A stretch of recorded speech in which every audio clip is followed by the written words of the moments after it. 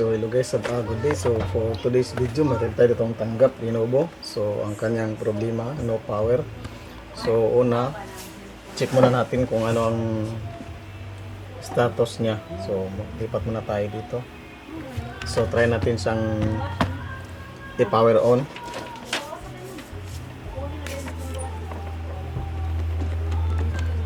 So meron naman siyang current draw. Ayan. So try natin i-power on.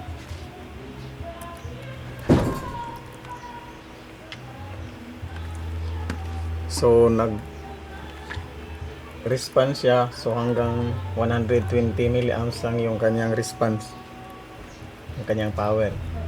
So try tanggalin natin ulit, then saksak, then press natin yung power.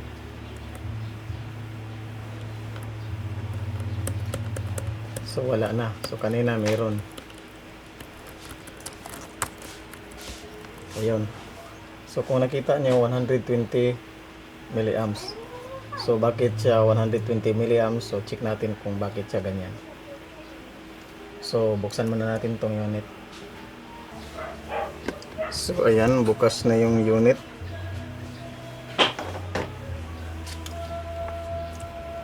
So tanggal na pala yung kanyang keyboard, pero bakit siya nagre-response? So yun yung solve natin. So ngayon naman, so try natin siyang i-power on. Gamit natin yung babypass natin yung kanyang power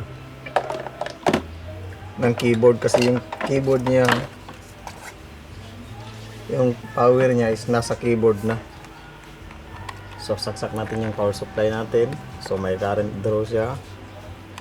So yung current draw niya pala kanina is yun yung tinatawag na pre-charge current. So current yun ng battery, kasi hindi tanggal yung battery. So ayan, tumaas na yung current niya. So ibig sabihin nag-pre-charge yung battery. So gagawin natin is try natin siyang i-power on gamit yung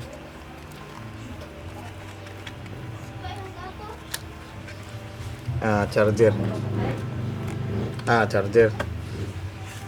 Babypass natin siya. So titingnan natin.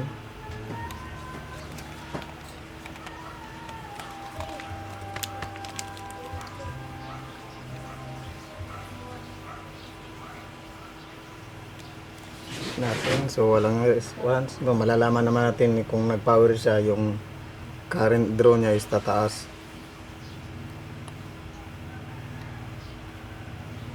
Wala.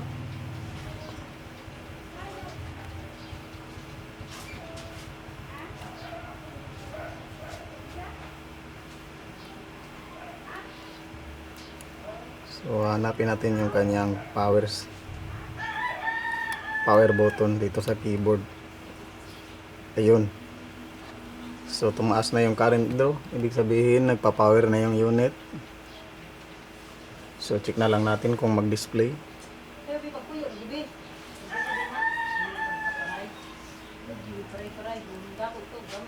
So antayin natin siya mag-display. So check natin kasi nagre-reset siya.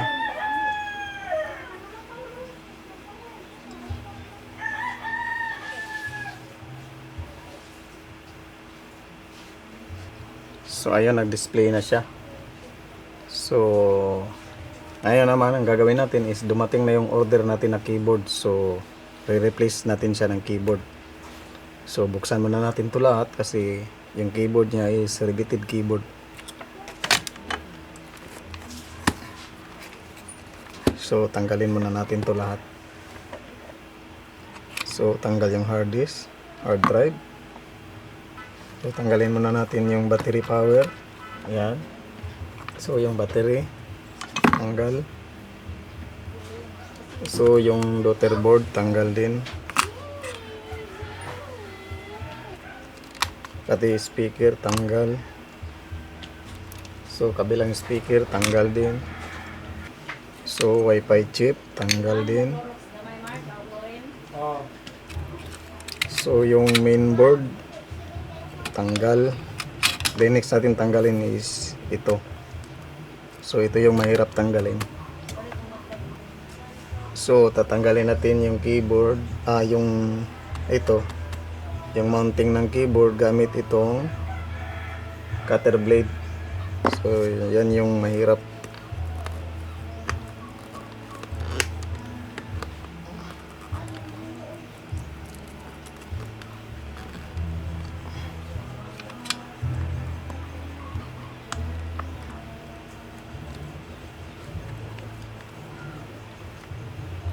So hiwalay muna natin to keyboard.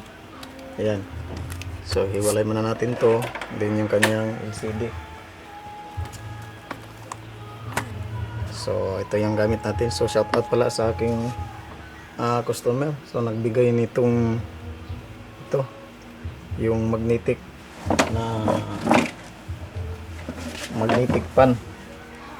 So shout out pala kay Sir.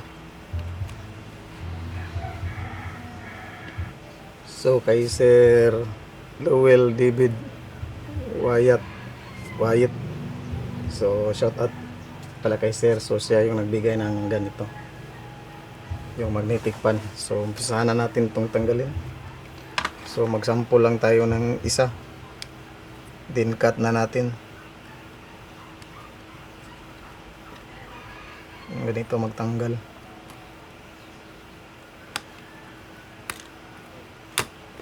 Yan, ganyan magtanggal ng riveted keyboard.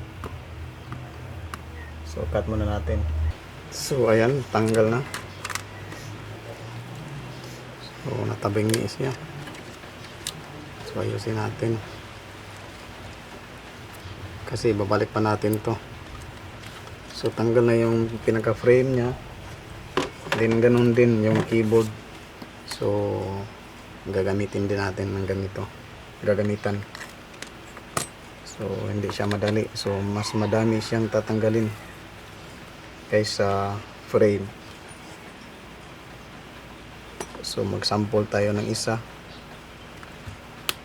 Yan. Ganyan. So ayan, tanggal na yung keyboard. So ito yung keyboard niya. Ito yung dating keyboard. So kung titingnan natin, so wala naman siyang parang walang, mayroon pala dito, water damage. Parang may nabasa dyan. So kukunin natin yung bagong keyboard. So ito yung bagong keyboard. So ito yung ipapalit natin. So di pa natin ito nabuksan. Sana tama yung keyboard.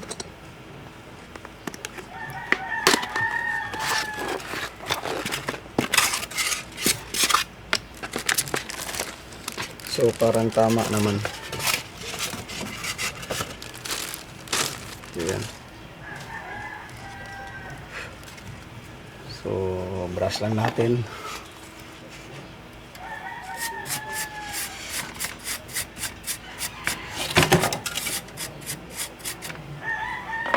So ito yung bagong keyboard.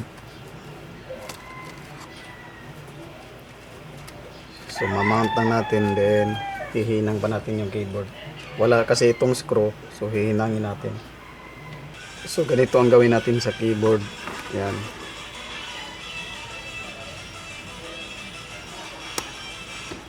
Ganyan. So ganunin natin lahat. So tapos na yung keyboard. So ito naman.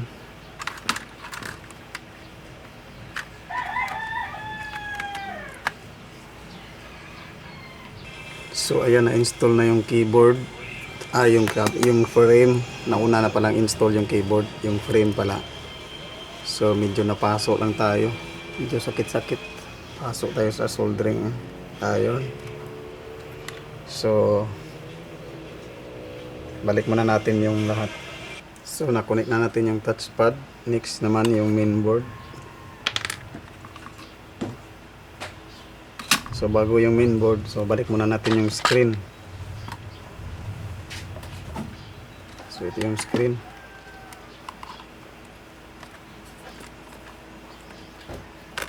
Yan. Then mainboard.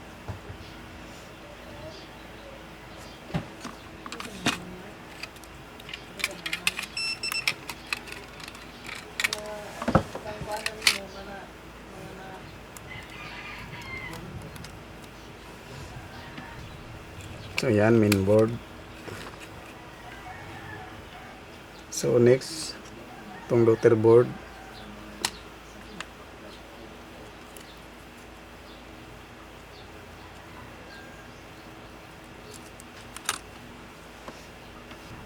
So next, itong speaker.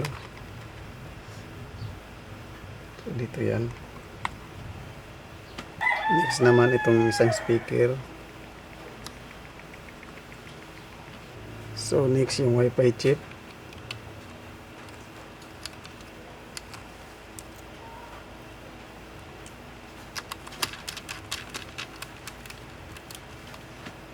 So next, yung battery.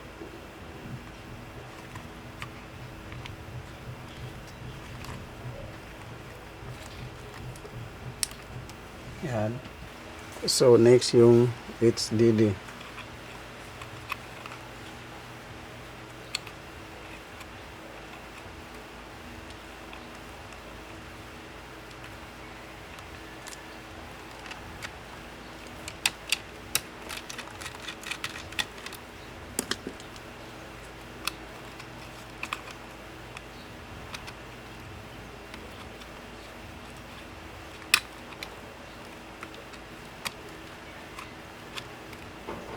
Yan.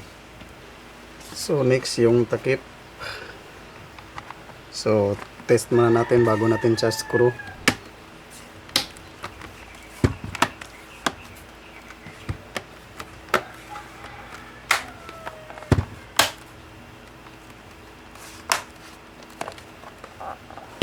Ayan. So test muna natin.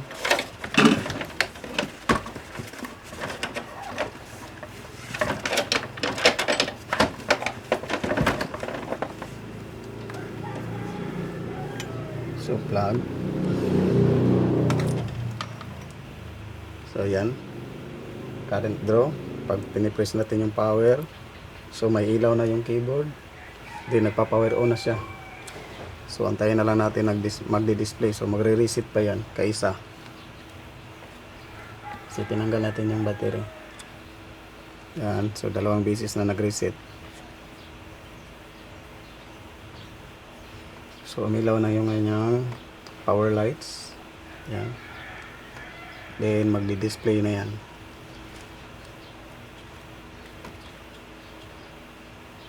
Yun, lalabas na yan. So lumabas na yung Lenovo, ibig sabihin working na yung laptop natin.